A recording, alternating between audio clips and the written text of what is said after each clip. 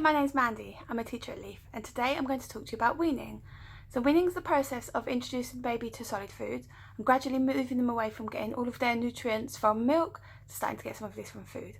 It's a big step in a child's development and one that sometimes causes parents a little bit of anxiety. So today I'm going to share with you some tips on how to start to introduce food, some advice on good first foods, some guidance on foods that should be avoided, and some tips on how to make the process fun. So through the weaning process, babies will start to use their jaw muscles and their tongue muscles in ways they haven't done before. And this is really important because these muscles are instrumental in their later communication development. Babies are usually ready to wean around about 6 months. Generally speaking, before this, they're not well developed enough to manage solid food. There are a few signs that your baby might be ready for weaning. So if they're able to remain in a seated position and hold their heads up independently, if their physical skills are developed enough for them to look at food, pick it up and put it to their mouth, and if when food is put in their mouth they swallow it rather than using their tongue to push it out of their mouth or spit it out, then they might be ready to start the weaning process. There are a few signs that are sometimes misinterpreted as a child being ready for weaning. These can be biting on their fists or asking for more milk. These don't necessarily mean that your child is ready to start eating solid food, but if you do have any concerns around the amount of milk your child is asking for, please do see your GP or health visitor. It's also a good idea, if your baby was born prematurely, to consult with your GP or health visitor before you start the weaning process. So just some tips to make the weaning process go as smoothly as possible. Bear in mind, it can take around 10 tries for a baby to get used to new foods once introduced. So even if your child doesn't appear to like something the first time you introduce it to them, keep persevering and offering new foods even if they don't eat them the first time. Also encourage your child to get involved in the mealtime process. So by touching the food and feeling it and getting familiar with their textures, it can get a little bit messy. So you might want to lay a plastic sheet down if you've got some carpet. But by doing this, gets them really involved and it also gives them a more broad sensory experience. You can encourage them to use their hands to feed themselves, or if you're spoon feeding them, you might want to give them a spoon to hold so they can try and feed themselves. But bear in mind, being able to spoon feed themselves is a skill that does take a little bit of time to master. Something also that we always recommend is to eat with your child and make meal times fun and a family experience. Parents will often comment that their child eats at nursery foods that they wouldn't eat at home, and a lot of that can be down to the social elements of how we have meal times at nursery and copying other children. So by sitting and eating with your child and eating the same food as your child is eating, that can encourage them to try foods they perhaps may be a little bit more apprehensive of. And also your child will show you when they're full. So some days they'll eat more than on other days. That's absolutely fine. So if they clamp their mouth shut or turn away, then don't worry, that's them telling you that they've had enough. And remember, at this very early stage, they'll still be getting most of their nutrients from the milk that they're drinking. So once you start introducing food to your baby, it's a good idea to introduce them to single vegetables or fruits one at a time.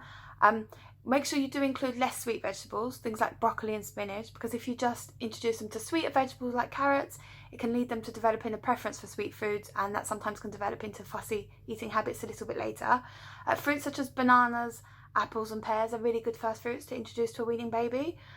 You can also include starchy carbohydrates in their diet, so things like potatoes, rice, pasta, bread, porridge oats are really good foods to introduce. And in terms of protein, most meat is suitable for babies. Most fish, eggs, lentils and beans are all good sources of protein for weaning babies. In terms of dairy, babies can have food cooked with pasteurised full-fat milk from 6 months, but this isn't suitable for a drink until they're a year old. And pasteurised cheeses and unsweetened yogurts are also really good dairy foods to give to your baby. For drinks, from 6 months they can drink sips of water from a cup, but make sure you do only offer water or milk. Don't give them fizzy drinks or milkshakes or fruit juices, just because these are really sugary and can cause tooth decay. So when weaning your baby, there are some foods you're going to want to avoid, the first of which are sugar and salt. So salt is not good for their developing kidneys, and sugar can cause tooth decay. So when you're cooking for your baby, don't add any sugar or salt, and avoid foods which have a high sugar content or a high salt content.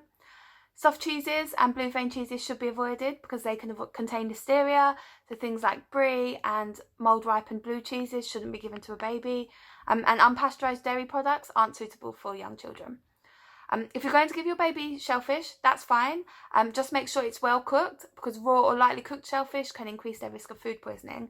And similarly, fish with high levels of mercury, so such as swordfish, are not good for their developing nervous system, so don't give them those. And finally, honey can lead to infant botulism, which can make your baby quite poorly, so don't give honey to a child under the age of 1. So some guidance on safe weaning. Don't give whole nuts until your child's at least 5 years old, because these can present a choking hazard. And also small round foods, things like cherry tomatoes, should always be cut into smaller pieces. And grapes should always be cut in half long ways, again to minimise choking hazards. Hard fruit and vegetables, so things like apples and carrots, should always be boiled to make them softer and have hard skin removed from them.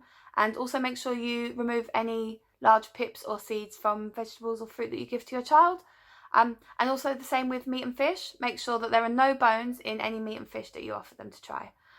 Also, never give children raw jelly cubes, because these can get stuck in their throat and present a choking hazard.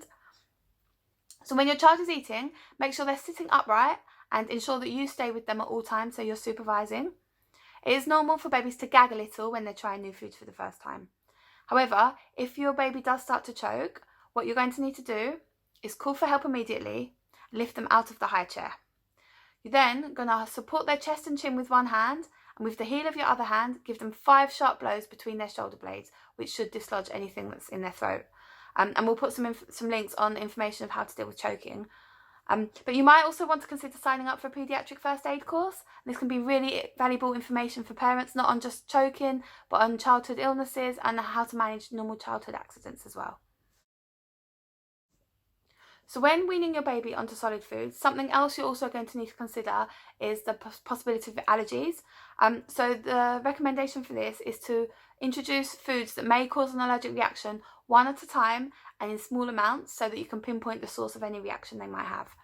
So this could include eggs, nuts, fish, gluten, strawberries are often common allergens, and in addition to any allergies that run in the family, you might want to introduce these foods in small pieces and one at a time. But if you do have any concerns about allergies, or if you do have any allergies in your family, then please consult your GP or health visitor, and they'll be able to advise you on this further. So the last piece of advice I want to give you around weaning is to make sure you have fun with it.